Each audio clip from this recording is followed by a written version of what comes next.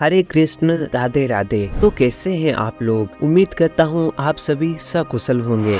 जहाँ तक मेरा अनुमान है, यह वीडियो देखने आए लोग दो टाइप के हो सकते हैं। एक तो वो जो भगवान में अटूट श्रद्धा और विश्वास रखते हैं, और दूसरे वो जो केवल ऊपरी तौर पर भगवान के मंदिर और प्रसाद तक सीमित हैं। आपसे मेरा एक सवाल है कि क्या सारे कृष्ण भक्त बचपन से ही कृष्ण भक्त थे? केवल उन लोगों को छोड़कर जिनके परिवार में पारंपरिक तौर से कृष्ण की भक्ति चली आ रही है, क्योंकि उनमें तो कृष्ण की भक्ति निश्चित रूप से बचपन में ही शुरू हो सकती है। लेकिन जिन्होंने काफी बड़े होने के बाद कृष्ण भक्ति को स्वीकार किया, उसके पीछे क्या कारण रहा होगा? जहाँ तक मेरा अनुभव है, भगवान के नाम में और उनके चिंतन में कुछ तो है जो केवल भारत में ही नहीं, पूरी दुनिया में लगातार कृष्ण भक्तों की संख्या बढ़ रही है, जिनमें ज्यादातर लोग युवा हैं जो इंजीनियरिंग और गवर्नमेंट जॉब से इस्तीफा देकर कृष्ण भक्ति स्वीकार कर रहे हैं। और यही बात इस बात की पुष्टि करती है कि कुछ तो है कृष्ण भक्ति में जो कृष्ण भक्त इतने खुश नजर आते हैं। जो लोग भगवान को सिर्फ ऊपरी तौर से मानते हैं, टीवी सीरियल और कुछ कहानियों की वजह से, उनके लिए भगवान का नाम और हरे कृष्णा महामंत्र केवल मजाक हो सकता है। लेकिन असल में इसका महत्व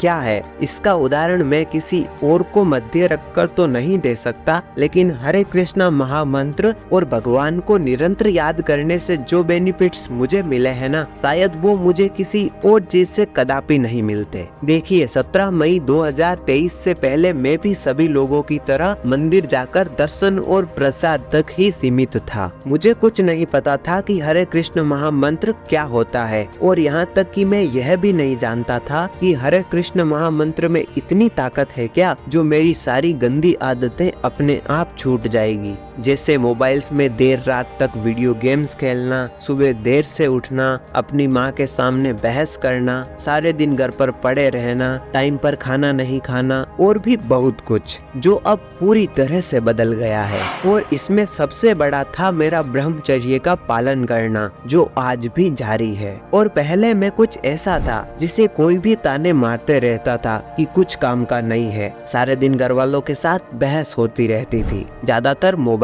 की वजह से। लेकिन जब मैंने भगवान कृष्ण और राधा जी के नाम में दृढ़ विश्वास कर लिया, तो फिर मेरी लाइफ में इतना बदलाव आया कि अब मुझे लगता है भगवान हमें कभी अकेला नहीं छोड़ते, हमें तो बस उन्हें सच्चे मन से याद करने की जरूरत है। और हाँ, अब परिस्थितियाँ इतनी बदल गई है ना, अब मेरे घर में ना कोई बहस होती है और ना कोई झगड़ा। मेरे मम्मी और पापा सब मेरे से बहुत खुश हैं। अचानक भगवान की कृपा हुई और सब कुछ बदल गया। और पता है मजे की बात क्या है? मेरे पास वो मोबाइल आज भी है जिसकी वजह से पिछली 2 सालों से मुझे तानों के सिवाय और कुछ भी नहीं मिला था। पता है भगवान के नाम जप का सबसे बड़ा असर क्या होगा? आपके ज्यादातर डिसीजन आपके लिए अच्छे साबित होने लगेंगे। आप भी अपनी लाइफ बदल सकते हैं। आपको बस भगवान को दृढ़ विश्वास और पूरी भावना से याद करते रहना है। आप जिसमें भी अपनी आस्था रखते हैं, चाहे वो भगवान शिव हो, कृष्ण हो या माँ दुर्गा या काली हो, जो कोई से भी आपके आराध्य देव।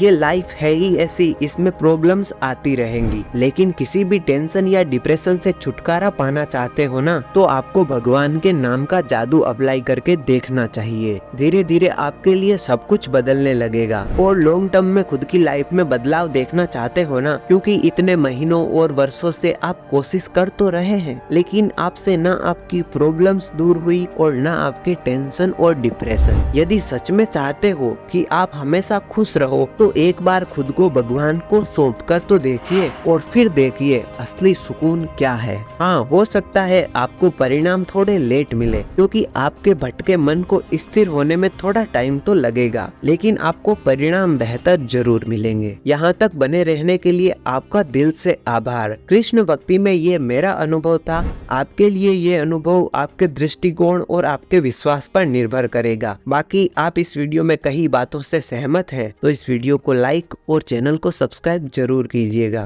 हरे कृष्ण, राधे राधे।